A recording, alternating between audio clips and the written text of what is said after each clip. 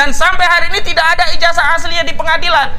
Tidak ada. Yang ada hanya keterangan temennya pernah mancing bareng, pernah ngopi bareng, gurunya dia itu katanya smart, tapi yang lain mengatakan juga nggak pintar-pintar amat. Yang satu mengatakan ranking satu terus, yang lain biasa-biasa saja. Semua saksi-saksi pun saling bertentangan. Tetapi yang paling penting tidak ada satupun saksi yang melihat langsung ijazah Jokowi. Mari gunakan akal pikiran, gunakan akal sehat untuk melihat sesuatu. Assalamualaikum warahmatullahi wabarakatuh. Salam sejahtera untuk kita semua, salam demokrasi dan salam pluralisme. Oke, jumpa lagi di Sahabat Rahmat Channel. Nah, untuk kali ini sahabat-sahabat, itu sekaitan dengan persidangan si Sugih Nur yang kini sebentar lagi akan divonis oleh majelis hakim. Tetapi untuk kali ini sahabat-sahabat, ternyata pengacara si Gus Nur ini belum move on. Belum siap menerima tuntutan jaksa penuntut umum, yaitu 10 tahun penjara. Sehingga apa yang dia lakukan? Pastilah biasa. Cincau kiri kanan, konferensi pers. Dan di dalam konferensi pers mereka menjelaskan bahwa apa yang dilakukan jaksa penuntut umum terhadap si Sugih Nur itu sebuah kezaliman katanya, disolimi katanya oleh rejim. Nah, lagi-lagi seperti itu pernyataannya sahabat-sahabat. Pernyataan yang sudah lumrah, tetapi lagi-lagi itu berulang. Mungkin itulah cara dia untuk melakukan agitasi, melakukan propaganda dalam rangka untuk bagaimana masyarakat ikut mendukung apa yang dia lakukan. Untuk lebih lengkapnya sahabat-sahabat, mari kita lihat apa yang disampaikan oleh Ahmad Khozinuddin. Untuk itu mari lihat videonya. Yang disampaikan oleh saudara jaksa penuntut umum bahwa ternyata Gus Nur ini sudah difitnah 2 kali oleh penguasa. Apa fitnah itu? Yang pertama, Gus Nur telah difitnah telah melakukan penodaan agama dengan pasal penodaan agama karena Gus Nur membimbing saudara Bambang Trimulyono melakukan mubahalah terkait ijazah palsu Presiden Jokowi. Ini adalah fitnah. Kenapa saya katakan fitnah? Karena sebelumnya melalui Direktorat Tindak Pidana Cyber Barreskrim Mabes Polri, kasus ini yang paling pertama kali disampaikan kepada publik adalah kasus penodaan agama. Kasus mubahalah yang berimplikasi pada penodaan agama. Sementara mustahil sekali seorang yang berakidah Islam, mengimani ajaran Islam, mempraktikkan mubahalah, kok dituduh menodai agama. Dan terbukti di dalam persidangan tidak ada satupun saksi yang dihadirkan yang mewakili Majelis Ulama Indonesia, sebagaimana disampaikan oleh Profesor Dr. Mompang L. Pangabean dan juga ahli pidana Dr. Muhammad Taufik, bahwa untuk membuktikan unsur penodaan agama itu harus ada keterangan dari ahli agama, dan ahli agama itu adalah ahli agama yang otoritatif dari agama yang terkait. Dan karena mubahalah itu ajaran Islam, maka ahli agama itu harus dari Majelis Ulama Indonesia. Dan dalam tuntutan jaksa, Gus Nur dituntut 10 tahun bukan karena penodaan agama. Sehingga koar-koar sebelumnya menyatakan Gus Nur melakukan penodaan agama. Ini adalah fitnah keji, framing jahat yang ingin mendiskreditkan Gus Nur sebagai pelaku penodaan agama. Takbir. Yang kedua, Gus Nur juga dituduh melakukan pecah belah dengan menyebarkan kebencian dan permusuhan berdasarkan sara, suku, agama, ras, dan antar golongan. Berdasarkan ketentuan pasal 28 ayat 2 junto pasal 45A ayat 2, di mana ancaman pidananya 6 tahun penjara. Tapi nyatanya jaksa tidak menuntut berdasarkan pasal ITE, pasal penyebaran kebencian dan permusuhan berdasarkan suku, agama, ras, dan antar golongan. Ini lagi-lagi membuktikan bahwa tuduhan kepada Gus Nur yang sebelumnya dianggap menyebarkan kebencian, permusuhan, dan sara adalah fitnah. Faktanya tidak terbukti, dan jaksa hanya bukan menuntut 10 tahun penjara berdasarkan pasal ini, tetapi jaksa menuntut dengan pasal kabar bohong. Yang ketiga, pasal kabar bohong ini pun adalah pasal yang sangat-sangat dipaksakan. Kenapa? Ketika Bambang Trimulyono menulis buku Jokowi Undercover yang bertema lelaki berijazah palsu, di sana diterangkan bahwa khususnya ijazah SMA Joko Widodo adalah palsu.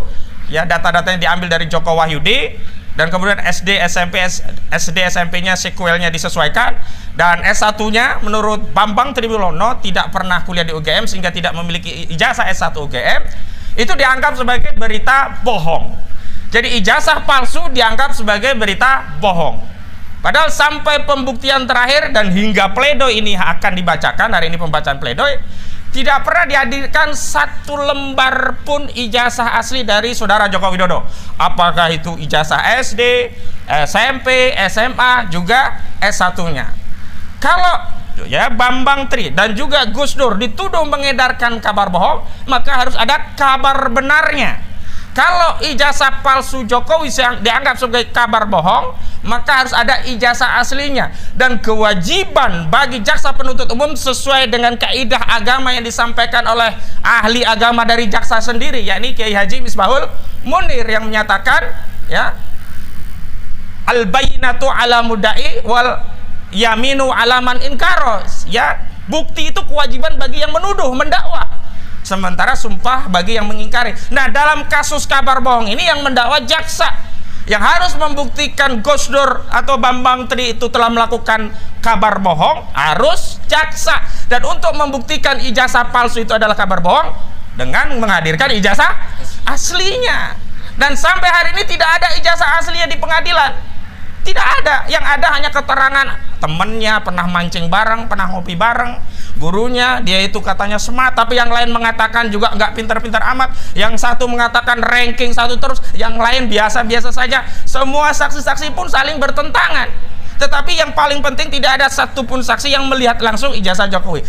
Oke, sahabat-sahabat, kita sudah lihat ya videonya, bagaimana serunya komentarnya si Ahmad Husinuddin ini. Ya, lagi-lagi tidak move on lah, menerima tuntutan atau dakwaan jaksa yang mendakwa Bambang Tri dan si Sugih Nur 10 tahun penjara. Nah, apa yang dia teriakkan, sahabat-sahabat? Yang dia teriakkan adalah sekaitan dengan tuntutan jaksa. Saya kira apa yang disampaikan oleh Ahmad Husinuddin itu selalu memberikan dramatisir persoalan. Dia kayaknya ahli drama, sahabat-sahabat.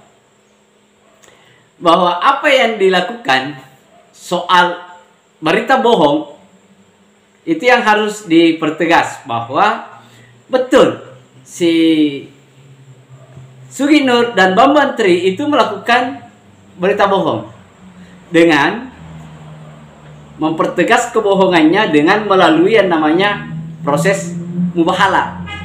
Kan begitu, sahabat-sahabat. Nah, di dalam proses mubahalah terjadi pelanggaran. Kalau kita mau runut, bukan tidak kena pasal ini, tidak kena pasal ini, tidak kena pasal ini. Tetapi jaksa penuntut umum menetapkan bahwa si Sugih Nur dan Bambang Tri bohong dengan apa? Ah, itu tadi, dengan mubahalah untuk mempertegas kebohongannya. Apa yang dibohongkan? Soal ijazah. Karena dia bermubahalah, seharusnya itu yang disebut sebagai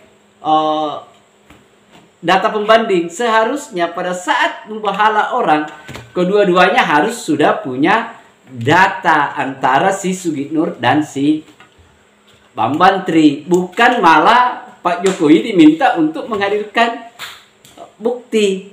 Bukan. Karena dia berita bohong, bos. Dengan Anda bermubahalah. Seandainya pada saat Anda bermubahalah ada ijazah pembandingnya pada saat itu, fine-fine saja.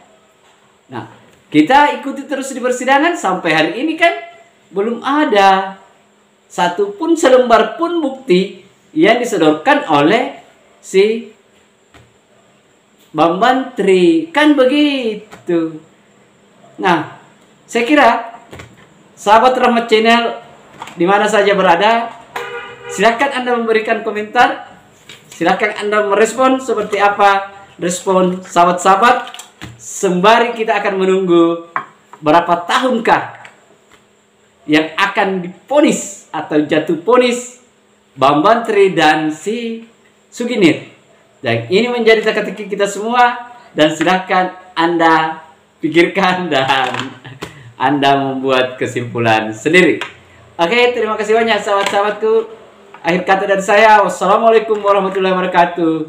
Salam demokrasi, salam pluralisme, NKRI harga mati.